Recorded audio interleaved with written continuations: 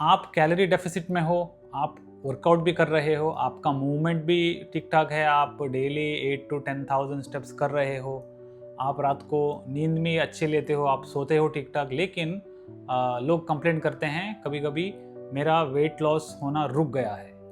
I am doing everything correct, लेकिन weight loss रुक गया है। ये कुछ महीनों में लोग ये प्रॉब्लम फेस करते हैं। तो आज ज़रा उसके बारे में बात करते हैं, क्या क्या प्रॉब्लम्स हम फेस करते हैं इस टाइम पे। तो सबसे पहले आपको यहाँ पे पैनिक नहीं होना है। फैट लॉस जो है, ये कोई भी चीज़, नया चीज़ आप ट्राई करते हो तो बॉडी अडॉप्ट करता है, और ये नॉर्मल है, हर किसी के साथ होता है।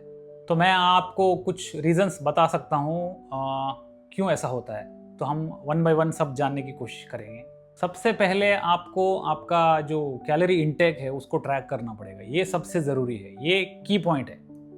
यहाँ पे अगर आप अपना प्रॉब्लम को सॉल्व नहीं करोगे तो हम आगे आप कुछ भी करो, आपको रिजल्ट मिलने में मुश्किल ही होगा।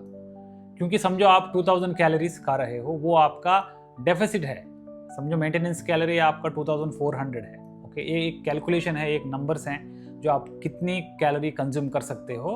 ओके, अगर 2400 ही आप आसपास, उसके आसपास खा रहे हो तो आपका फैट लॉस नहीं होगा, आपको उससे कम खाना होगा, राइट। तो यहाँ पे आपको एडजस्टमेंट करना पड़ेगा, इंक्रीज द एक्टिविटी और डिक्रीज द कैलोरीज। ज़्यादातर टाइम मैं ये एडवाइस करूँगा कि थोड़ा बहुत एक्टिविटी इंक्रीज कर लो, क्योंकि आई डोंट बिलीव इन खाना कम खाओ, I don't believe in that. एक पॉइंट आता है जहाँ से हमने हमारा कैलोरीज और कम नहीं करना चाहिए, क्योंकि वो सस्टेनेबल नहीं होगा। आप सबसे ज़्यादा खाना खाने लगोगे, उसके बाद आप लिटरली अपने आप को भूखा रखोगे, तो उससे क्या ही फ़ायदा। एक और कारण हो सकता है कि वाटर रिटेंशन। आप पिछला दिन कुछ हाई सॉल्ट आइटम्स आपने खाया है, या फिर हार्मोनल इम्बैलेंस हो गए हैं, आपको रात को ठीक से नींद नहीं आता होगा, या फिर आपके काम में या फिर घर में कुछ स्ट्रेस है, आप उसी के बारे में सोचते रहते हो।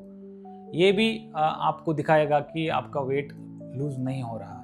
एक और पॉइंट याद आया मुझे, वीकेंड को ट्रैक नहीं करते हो। जो कैलोरीज का बारे में मैंने बताया अभी आपको, एवरीडे नहीं, वीकेंड को भी ट्रैक करना ज़रूरी है। आप दोस्तों के साथ कहीं बाहर गए, या फिर कोई पार्टी अटेंड करने के लिए गए, या फिर किसी ने आपको इनवाइट कर लिया, या फिर आपके घर पे आपने किसी और को इनवाइट कर लिया, तो ऐसा होता है कि आपको लगता है कि हाँ, मैं कैलोरी पोर्शन कंट्रोल में ही खा रहा हूँ, लेकिन कभी कभी क्या होता है, 1-2 बाइट्स इधर उधर ज़्यादा हो जाता है, वो हमें पता नहीं चलता है। और एक और कॉमन रीज़न हो सकता है कि फास्ट रिजल्ट एक्सपेक्ट कर रहे होगे आपने ये प्रोग्राम स्टार्ट करके 1-2 महीना ही हुआ है, तो आपको लगता है कि नहीं, और जल्दी होना चाहिए फैट लॉस, ये बहुत कम हुआ। आप अपने बॉडी को अडॉप्ट करने के लिए टाइम ही नहीं देते हो, या फिर आप ये मान के नहीं चलते हो कि स्लो इज़ सस्टेनेबिलिटी, ये आप मान के नहीं चलते हो। आपको जल्दी फैट लॉस का रिजल्ट चाहिए, ये भी हो सकता है, क्योंकि एक्चुअल फैट लॉस जो है ना, ये टाइम लेता है। ओके, ये स्लो प्रोसेस है।